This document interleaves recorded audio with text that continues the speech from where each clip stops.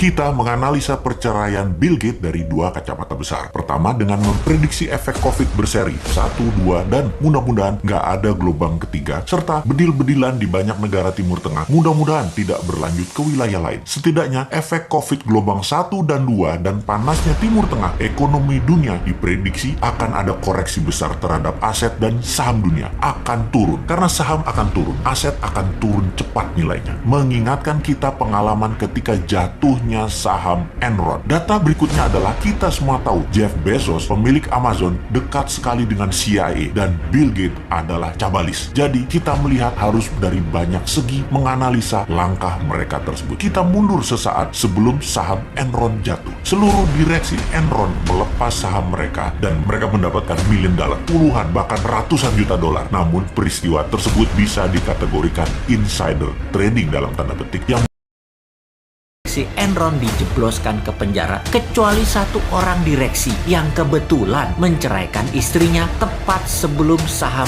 Enron ambruk. Hakim memutuskan untuk membelah saham mereka segera dan mereka selamat dari hukuman penjara dan tetap mendapat jutaan dolar. Jeff Bezos diindikasikan melakukan hal yang sama mengingat perceraian yang dilakukannya ternyata hanya surat yang tetap membuat mereka tetap kaya raya karena saham Amazon telah mereka bagi. Walaupun saham Amazon nantinya turun hingga separuhnya, maka Jeff Bezos dan mantannya tetap utuh karena telah melepas di harga terbaik. Cash out mereka nilainya tertinggi. Sekarang ke Bill Gates. Jangan-jangan Bill Gates mengetahui akan tumbangnya saham dunia, akan rubuhnya ekonomi dunia dalam kurun waktu dekat 1-3 tahun lagi. Efek pandemi berkepanjangan, terbatasnya ruang gerak manusia, kebutuhan manusia menurun hingga 50% karena tidak pakai kendaraan lagi, tidak wisata, tidak berkumpul untuk event, tidak memerlukan mobil mewah, barang mewah, semua fokus pada kesehatan, teknologi, dan gadget. Maka perceraian Bill Gates adalah langkah perlindungan aset yang paling tepat seperti di Ruth Enron dan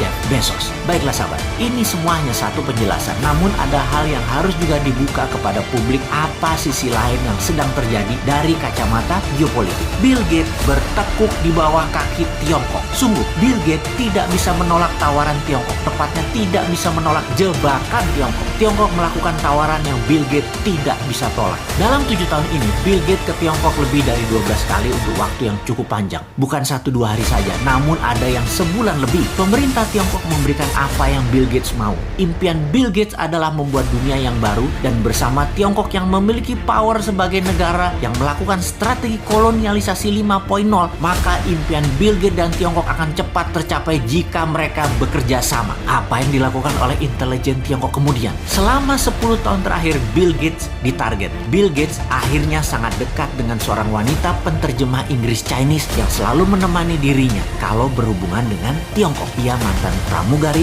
Delta Air. Penterjemah ini bernama Shelley Wang. Kemudian chemistry kimia terjadi, ada setrum di antara keduanya. Maka Shelley jadi selirnya Bill Gates. Saat ini dikabarkan mereka telah memiliki satu anak keempat dari Bill Gates. Bill Gates jatuh ke tangan pemerintah Tiongkok dan jatuh di tangan gadis Tiongkok. Strategi perang ini bernama hybrid war, menggunakan strategi mengawinkan atau mengkoneksikan secara emosi seseorang dengan warga Tiongkok. Bill Gates, orang pintar, mencoba melakukan langkah bidak catur baru untuk melindungi setidaknya sebagian besar asetnya, yaitu menceraikan Melinda Gates. Menceraikan istrinya demi harta mereka tetap aman, tidak jatuh ke tangan pemerintah Tiongkok. Namun tetap dia terjebak ikatan emosi dengan Shelley Wang. Apapun peristiwa itu, mungkin juga Bill Gates ini tertular dengan pengaruh dari sahabat seniornya Gates, yaitu Warren Buffett yang juga memiliki selir. Bill Gates ternyata manusia biasa. Oke, baiklah sahabat, terlepas dari apapun itu, kekaguman saya terhadap pemerintah Tiongkok semakin menjadi-jadi. Kagum karena mikirnya panjang banget sampai kepikiran untuk menjebak Bill Gates. Semua ini membuat kaum Newman kalau bernegara harus selicin Tiongkok, bahkan lebih baik. Semuanya yang bagus harus ditiru. Kita akan tiru dan modif lebih baik. Asal jangan kagum untuk taat dan taklid seperti apa yang dilakukan oleh pejabat negara tetangga. Old mind banget dah negara tetangga mah. Kalau kita tiru langkah Tiongkok, buat Elon Musk punya bini Indonesia dan punya anak di sini.